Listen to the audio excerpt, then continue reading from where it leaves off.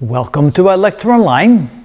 Now here are a couple of other examples where we're looking for equivalent systems to see what we can do with these vectors and these couples to see if there's any difference and to get down to the bottom as to where do we need to place these couples and does it even matter. So here we're going to look at equivalency. Notice that the top two here are exactly the same, and here we have two different systems, and well, let's see if they are equivalent to our original system. And here's what we need to go by. It says that systems that are equivalent must have the same translational acceleration, therefore the same net force in any direction, and the same rotational or angular acceleration, therefore they must have the same net torque. So when we take a look at this top example right here, notice we have a single force acting perpendicular to the direction of the bar at a distance d away from the center mass. The line of action of the force is a distance d from center mass, so we know that the torque must therefore equal the magnitude of the force times the magnitude of the distance from the line of action to the center of rotation. And since those two angles there, the line of action and the line along the bar, they're perpendicular to one another, we don't have to worry about the sine or the cosine of the angle. All right. So that is the torque, and so therefore that torque will cause an angular acceleration. Of course, the angular acceleration will be equal to the torque divided by the moment of inertia, and so in this case that would be F times d divided by 1/3 ml squared, L being the length of the bar and m being the mass of the bar. So that will be the angular acceleration, and we also must have a linear acceleration because there's a net force in the y direction. So therefore the acceleration would be equal to the force, the net force divided by the mass. So in this case that's F over m, and that will be in the positive y direction. So that will be the angular acceleration and the linear acceleration of the system at the top. Now the system at the bottom will be equivalent to that if we have the same angular acceleration and the same linear acceleration.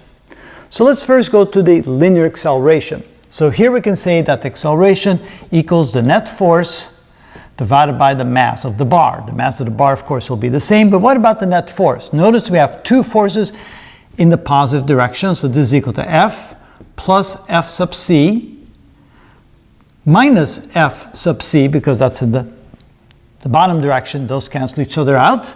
And so therefore you can see that the acceleration will be equal to simply F divided by m. In other words, we get the exact same linear acceleration. So from that perspective, the two systems are equivalent.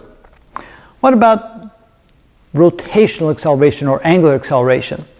Well, first of all, this F no longer causes rotational motion because it goes right through the center mass. The line of action is right through center mass. And then we have a couple. Now notice the couple are not equidistant from the center mass. So at this point you can begin to wonder, well, if the couple isn't equidistant from center mass, the two forces belong to the couple, I should say, then will they give you the same angular acceleration? Will they give you the same torque? Well, we know the definition of a torque is as follows. It is equal to the magnitude of one of the two forces, and assuming that the magnitude of that force is the same as the magnitude of this force, so it's the magnitude of one of the two forces in the couple times the distance between them. So we know that the torque is going to be equal to F sub c times d, and notice that since F sub c is equal to, and we'll write that here, so F sub c is equal to F in magnitude, so therefore we know that the torque here is also equal to F times d, which is what we had over there. So therefore the angular acceleration, which is equal to the torque divided by the moment of inertia, is going to be F times d divided by 1/3 the mass times the length squared of the bar. And so you see that in both cases we have the same linear acceleration, the same angular acceleration. Those two systems are exactly the same.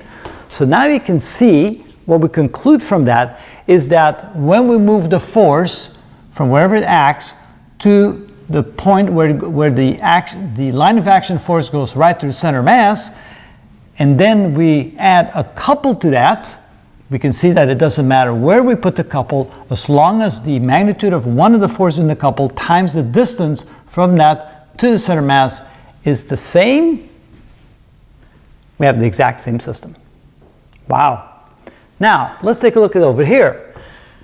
Here we have a force, same force is there, acting the same distance away from the center mass. We keep it there, but now we add two more forces on the other side, the same distance away from the center mass to the left, two forces of equal magnitude, opposite in direction, and the magnitude of this force is equal to the magnitude of that force. Are those systems equivalent? Well, again, what we can see here is that the net force, F net, in the y direction is going to be one F upward plus another F upward minus an F downward, and so this is equal to a single F. So therefore the linear acceleration is going to be F net divided by the mass, which in this case is F over m, which is the exact same linear accelerations we had before. So from that perspective, the systems are equivalent. How about the torque? Well, we have these two forces, which are equal in magnitude, opposite in direction, acting the same plane, so therefore they form a couple.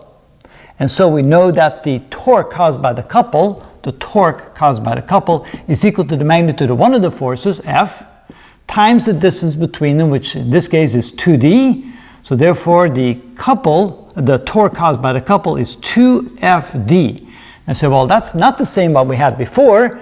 It was Fd before, now it's 2Fd, but we only consider these two forces, we have not yet considered that force. That force causes a negative torque in the opposite direction. So that force right here, let's call it F1 so we can differentiate it.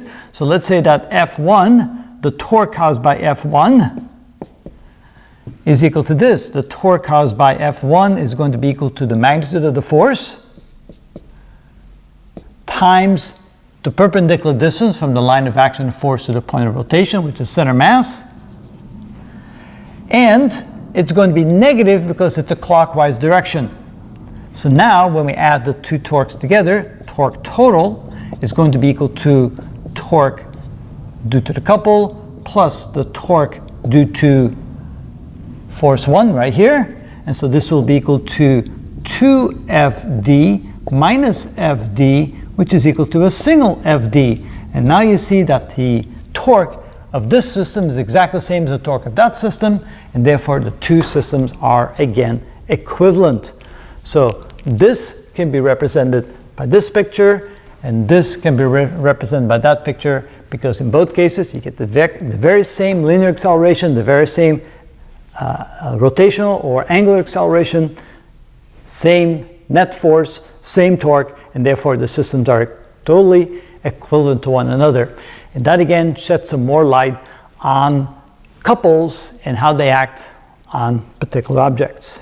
So we'll keep this going, and after one or two more videos you'll be, I'm sure, pretty sure about how to deal with couples, forces and couples. And so stay tuned and we'll show you the rest.